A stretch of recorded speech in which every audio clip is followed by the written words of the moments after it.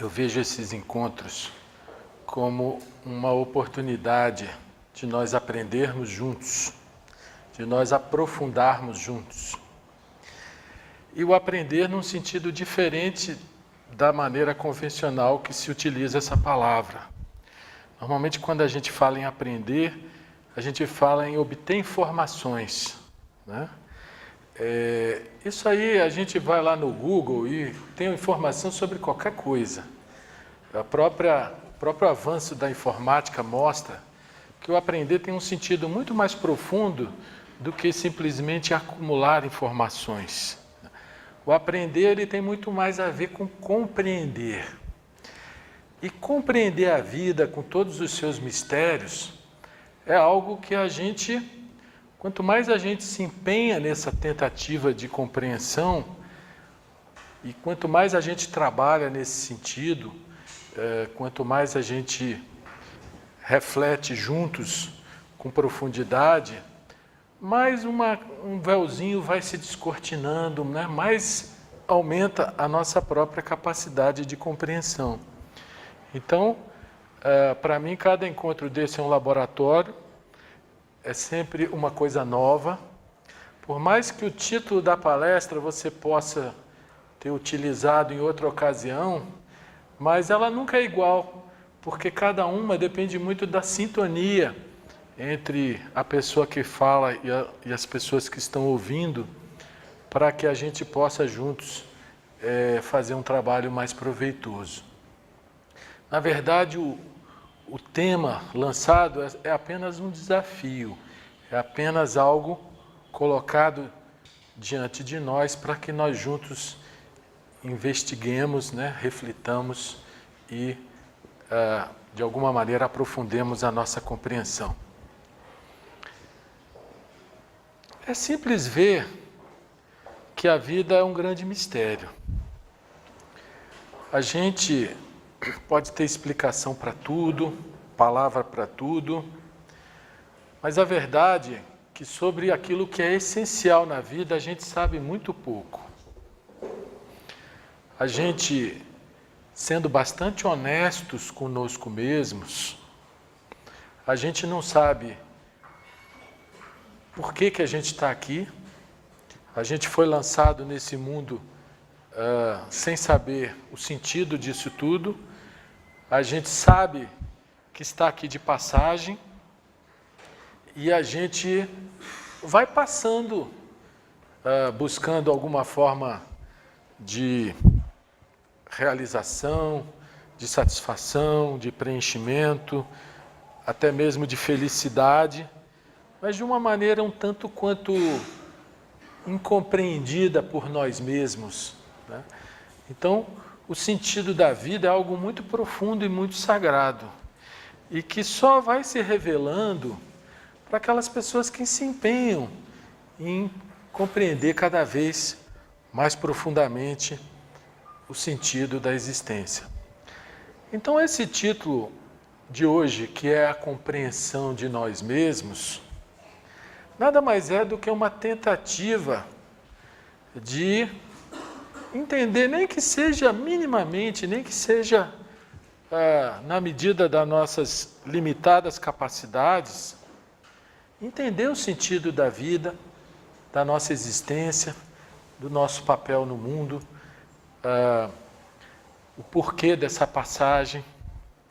Enfim, tudo isso é um grande mistério ao qual a gente tem que ir se abeirando com muito cuidado.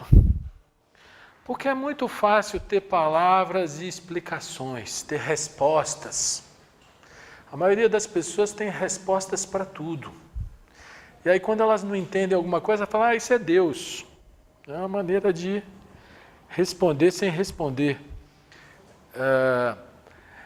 E essas respostas rápidas que vêm à mente, muito velozmente, elas, na maioria das vezes, são superficiais, elas, muitas vezes, são meras palavras que não fazem realmente uma ampliação do nosso horizonte de compreensão.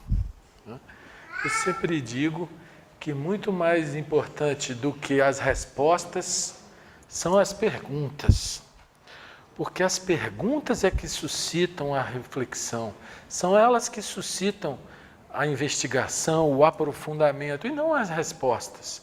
As respostas muitas vezes são palavras apenas, e muitas vezes elas encerram o processo de busca e de investigação. Quando a gente pergunta para qualquer pessoa, quem é você? A resposta imediata é o nome. Eu sou Marcos. Mas quem é você? O nome. Esse nome pode até, de alguma maneira,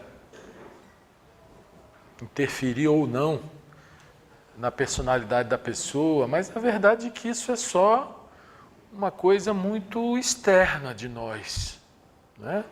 É uma classificação, é um conjunto de letras, na verdade as letras são símbolos que nos identificam.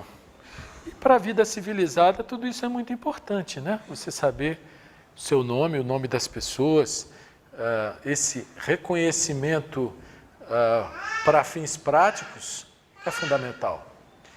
Mas dentro da honestidade que tem que reger a nossa reflexão, o nome é só um símbolo, é só um conjunto de letras. Provavelmente, se eu tivesse nascido na China, eu teria outro símbolo, outro conjunto de letras. É uma coisa muito superficial e a gente não vai honestamente dizer que eu sou o nome, né? O nome é apenas, como eu falo às vezes, a placa do carro, é só fator de identificação. E se você insiste na pergunta, quem é você ou quem sou eu, e não se contentando com a resposta do nome, você vai logo dizer, bom, eu sou advogado, eu sou professor, eu sou médico, eu sou engenheiro. Você já vai logo colocar uma série de atributos de acordo com caminhos que você escolheu na vida prática, na vida material, títulos que você acumulou, né? Que você acha que é aquilo, né? Eu sou o médico, eu sou o jogador de futebol. Será? Provavelmente essa é uma condição com a qual eu me identifiquei, né? E a vida humana tem muito a ver com o processo de identificação. A gente cria uma identidade e se apega a essa identidade. Mas, na verdade, ainda isso é um aspecto externo de mim mesmo, né? É só alguma coisa que eu acumulei ao longo da vida, uma habilidade que eu desenvolvi, uma prática que eu aprendi a ter, mas na verdade eu não sou isso, né? Eu tenho isso, estou com isso, mas isso não é a minha natureza real, a minha natureza essencial. Aí você insiste na questão, quem sou eu? Quem é você? Aí a gente já pensa logo nesse corpo, né? Ele faz parte do nosso sentido de identidade. Não só o nome, a profissão, as coisas que gosta, mas também o rosto que a gente é acostumado a ver no espelho. Qualquer um de nós que tivesse esse rosto desfigurado não se reconheceria, não é assim? Então, isso também faz parte desse processo de identificação. Eu não posso dizer que eu não sou o corpo, mas uma coisa óbvia é que esse corpo ele é transitório. Ele é algo que a natureza muito laboriosamente elaborou a partir de coisas microscópicas, um óvulo, um espermatozoide, que formaram um zigoto, que você só é capaz de ver aquele microembrião num microscópio, né?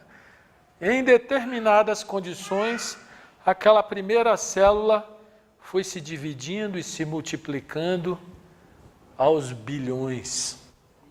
Então a natureza gerou esse equipamento fantástico, que é esse corpo, mas que é uma coisa transitória. É lógico que eu posso dizer, numa visão materialista, eu sou o corpo, quando acaba o corpo, acaba tudo. É uma maneira de ver.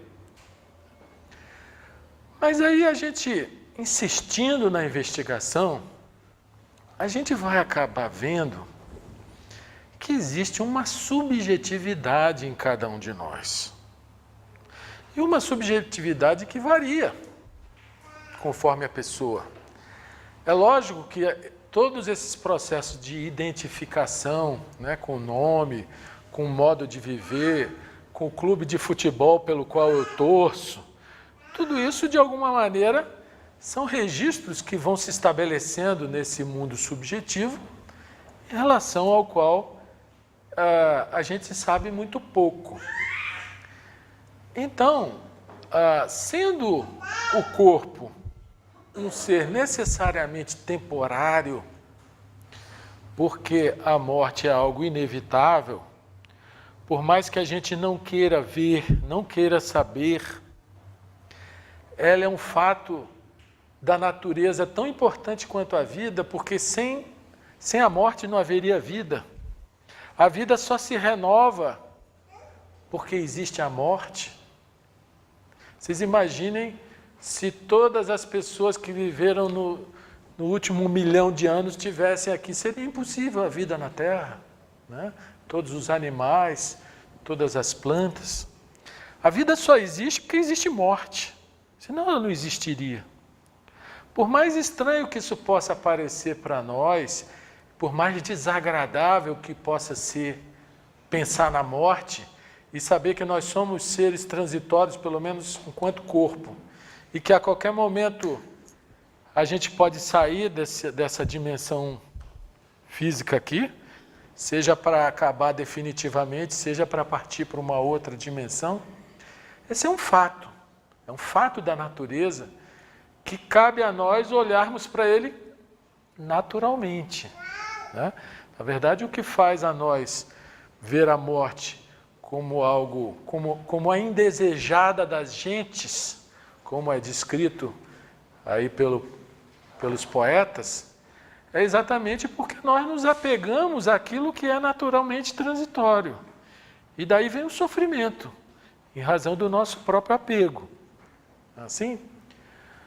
Muito bem, mas se nós nos dispusermos a fazer um mergulho interior, a explorarmos a subjetividade, seja através da meditação, seja através da autoobservação, seja da observação de nós mesmos, da observação da natureza, da observação das pessoas, da observação dos relacionamentos que nós estabelecemos,